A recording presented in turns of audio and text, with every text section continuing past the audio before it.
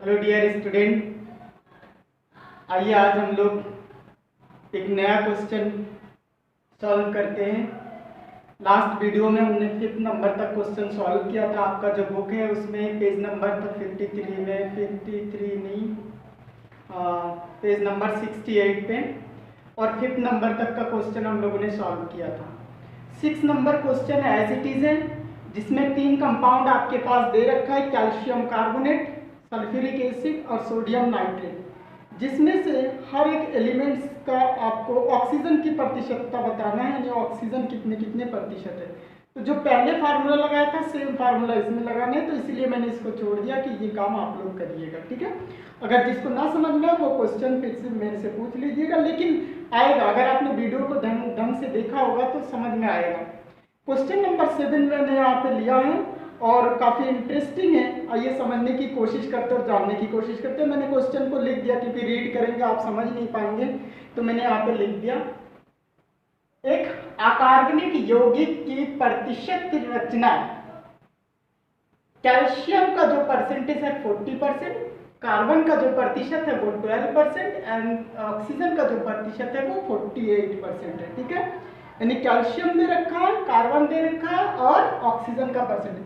कोई भी कंपाउंड हो सकता है, देखिए कितना अच्छा है। उसमें से अगर उसका पर्टिकुलर एलिमेंट्स का, तत्व का, किसी भी यौगिक में जो तत्व होते हैं, अगर उसका प्रतिशत हमें पता चल जाए तो हम इसका क्या निकाल सकते हैं, मूलानुपाती सूत्र।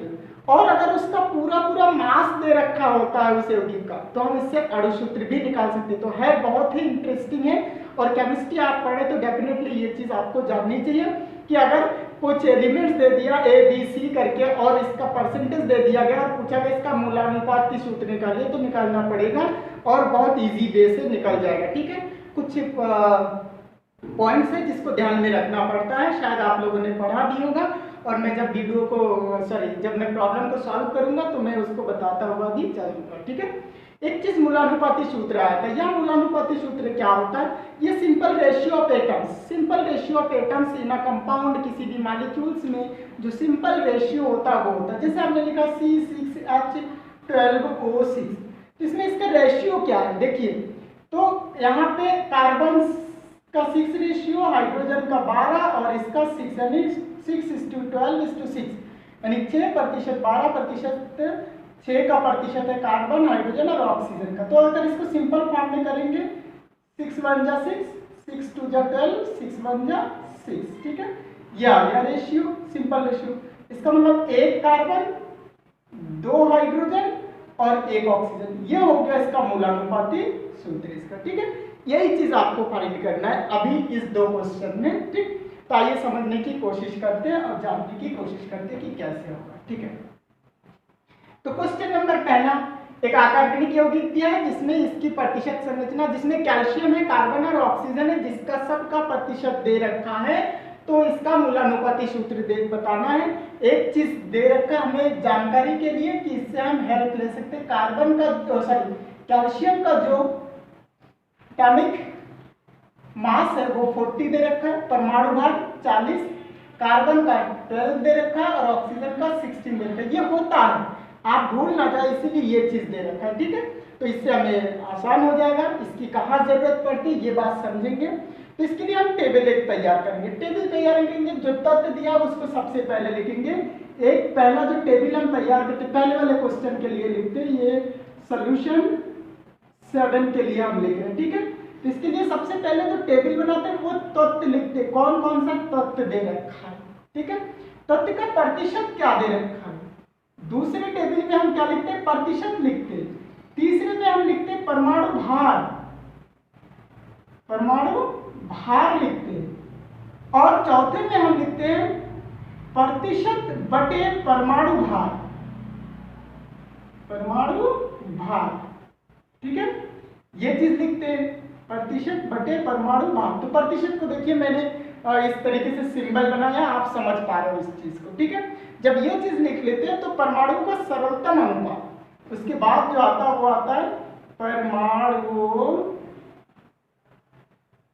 का सरलतम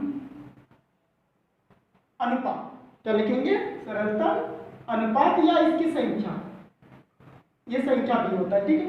तो ये हमारा एक टेबल बनता है, बहुत इजी है और यही फॉलो करेंगे आप हमेशा से और इस तरीके से आप लिखेंगे, ठीक है। टेबल को बना लेंगे, ठीक।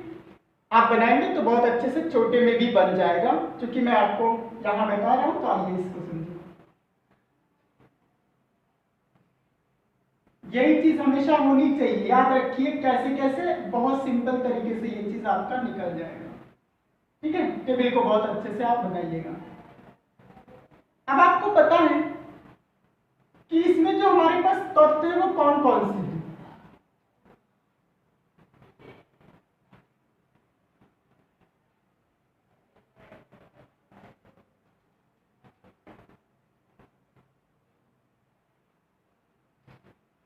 जो हमारे पास तत्व है वो कौन कौन से हैं, एक सीक्वेंस दे रखा वो लिखिए, कैल्शियम लिखिए, कार्बन लिखिए, ऑक्सीजन लिखिए।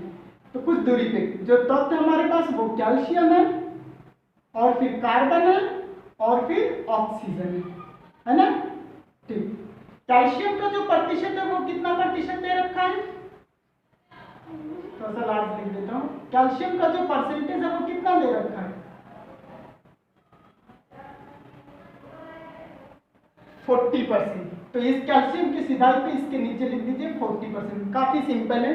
फिर जब आपको आ जाएगा चीजें तो आपको ये बनाने की भी जरूरत नहीं, फटाक से आप इस पे पहुंचेंगे और सरलतम इसका रूप निकालेंगे, निकल आएगा, ठीक है। मैं इस तरीके को, तो ये चीज एक टेबल है, जो चीज डाटा हमारे पास दे रखा है उस डाटा से हम यहाँ पे लिख लेंगे। सबसे पहले तत्व लिख लिया और उसका परसेंटेज, कार्बन का प्रतिशत कितना है इसके सिधाई पे लिख लीजिए 12%, ठीक है। ऑक्सीजन कितना है 48%, ओके, वेरी गुड। अब दे रखा है कि इसका परमाणु भार, कैल्शियम का परमाणु भार 40, तो इसकी सिधाई पे इसका परमाणु भार लिख लीजिए 40। कार्बन का परमाणु भार दे रखा है यहाँ पे 12, तो इस चीज को 12 लिख लीजिए। ऑक्सीजन का दे रखा है 16, तो इसको 16 लिख लीजिए। अब यहाँ पे लिखिए प्रतिशत बटे परमाणु भार, यानी जो प्रतिशत दिया उसको परमाणु भार से भाग कर देना। तो अगर 40 इसका प्रतिशत है और परमाणु भार भी है तो 40 बटे 40 हो जाएगा, बराबर कितना आ जाएगा, 40 से 40 को भाग करेंगे 1 आएगा, ठीक। दूसरा कंडीशन, यहाँ पे 12 है और इसका परमाणु भार भी 12 है, तो इसको 12 से करेंगे, इसीलिए ये आ जाएगा, ये भी आ जाएगा। 12 को 12 से डिवाइड करेंगे, 48 है और 48 को आप 16 से डिवाइड करेंगे तो 16 3 जा 48 होता है, 16 32 16 दिया 48 होता है। अब परमाणुओं का सरलतम अनुपात ये कैसे निकालते हैं, तो परमाणुओं का सरलतम अनुपात निकालने के लिए जब आप ये वैल्यू निकाल लेते हैं, प्रतिशत बटे परमाणु भार कर लेते हैं, तो इसमें सबसे छोटी संख्या से सबको एक बार डिवाइड कर देते हैं। तो सबसे छोटी संख्या कौन है, 1 है। तो इसी को फिर से जो वैल्यू यहाँ आ रखा होता है उसको फिर से हम सबसे छोटी वैल्यू से इसमें डिवाइड करते, तो सबसे छोटी वैल्यू 1 को 1 से डिवाइड करेंगे तो आ जाएगा 1। फिर यहाँ पे भी वही है, 1 से 1 को डिवाइड करेंगे तो आ जाएगा 1, और फिर 3 को 1 से डिवाइड करेंगे तो आ जाएगा 3, ठीक है। ये बात समझिए, यहाँ पे 3 से 3 को नहीं करना है, सबसे छोटी संख्या चूज कर ले, क्योंकि 2 छोटी है तो उसमें से कोई भी एक सेम है, कुछ भी एक कोई चूज करेंगे और उससे सभी को डिवाइड कर देंगे, जितने भी यहाँ आएंगे सभी को डिवाइड कर देंगे तो ये वैल्यू आ जाएगा। अब ये आ गया सरल अनुपात, किसका सरल अनुपात, परमाणुओं का सरल अनुपात। तो सबसे पहले कार्बन कैल्शियम कितना आया 1, कार्बन कितना आया 1, और ऑक्सीजन कितना आया 3 आया। अब इसको इसी सीक्वेंस में अरेंज कर दिए, कैल्शियम 1, कार्बन 1 और ऑक्सीजन 3। अगर इस 1 को हम ना भी लिखे तब भी ये हमारा एक फार्मूला बन गया, और इसको सही मायने में लिखेंगे CaCO3, ये आपका बन गया कैल्शियम कार्बोनेट। क्या बन गया, कैल्शियम कार्बोनेट बन गया। यही आपका क्या है, इस यहाँ जो अकार्बनिक यौगिक दिया है इसका मूलानुपाती सूत्र क्या हो गया, CaCO3 हो गया। है सिंपल, बहुत सिंपल है, इसमें कोई कंफ्यूज होने की बात ही नहीं है, ठीक है। ओके, आइए अब जरा दूसरा क्वेश्चन हम लोग सॉल्व करते हैं, ठीक है। दूसरा क्वेश्चन भी ऐसे ही है, इसीलिए मैंने सोचा एक टेबल बनाना पड़ेगा, 2 क्वेश्चन हम सॉल्व कर देंगे, इसीलिए मैंने इन 2 क्वेश्चन को चूज किया, 7 और 8 नंबर। 8 आप कर सकते हैं। फिलहाल के लिए मैं बता दूं, आप सोच रहे होंगे कि यहाँ पे शायद सर ने ये लिया होगा, बहुत सिंपल है, कट हो गया, लेकिन अगले में देखते कैसे होते हैं, आइए समझने की कोशिश करें। तो हमें सब कुछ यहाँ से इरेज करना पड़ेगा, लेकिन ऊपर जो आपने लिखा रखा है वो चीज एज इट इज हो जाएगा। ये हम क्वेश्चन नंबर किसके लिए कर रहे हैं, यर्थ के लिए। क्लियर?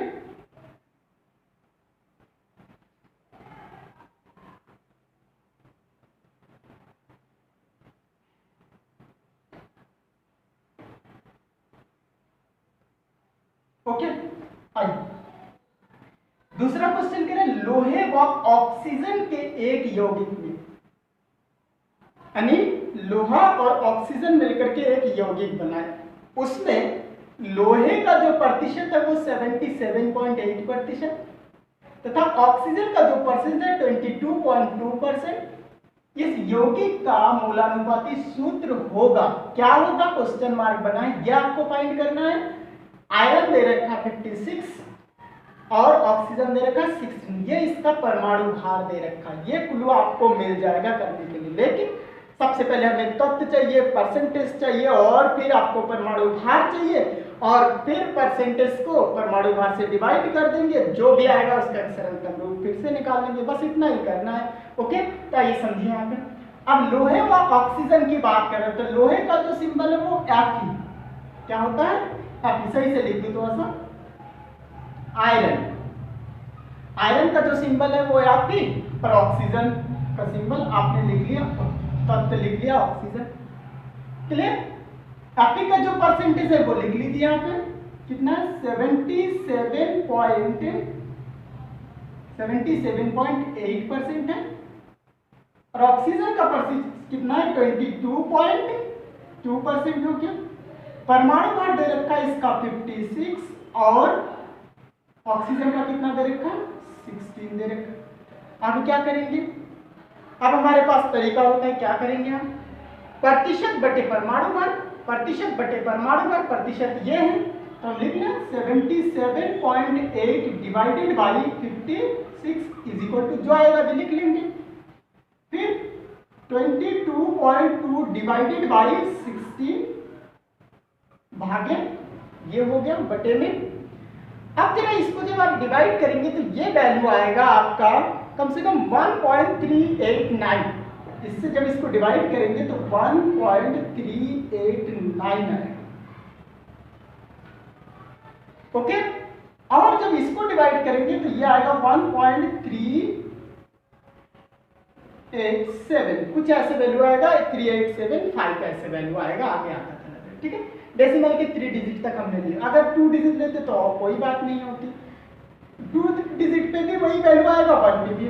अब इसमें से सबसे छोटा कौन सा लग रहा है आपको, सबसे छोटा आपको ये दिख रहा है, 387 है, 389 है, ये वैल्यू, तो इससे इसको डिवाइड करेंगे तब भी 1 टाइम जाएगा, उसके बाद 0.000 करके बहुत लंबा वैल्यू है तो 1 ही बार ही जाएगा।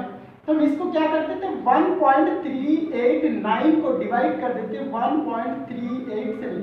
अगर डेसिमल के सिर्फ 2 डिजिट तक लेंगे, यहाँ पे ऊपर और नीचे सिर्फ 2 डिजिट तक लेंगे, तो ये आपको फिर 1 ही दिखेगा, और वैसे भी 1 ही आएगा। फिर इसको भी डिवाइड करना है, 1.38 divided by 1.38 is equal to 1 आ जाएगा। ओके ओके बेटा, नेक्स्ट वीडियो में हम बताएंगे इसको।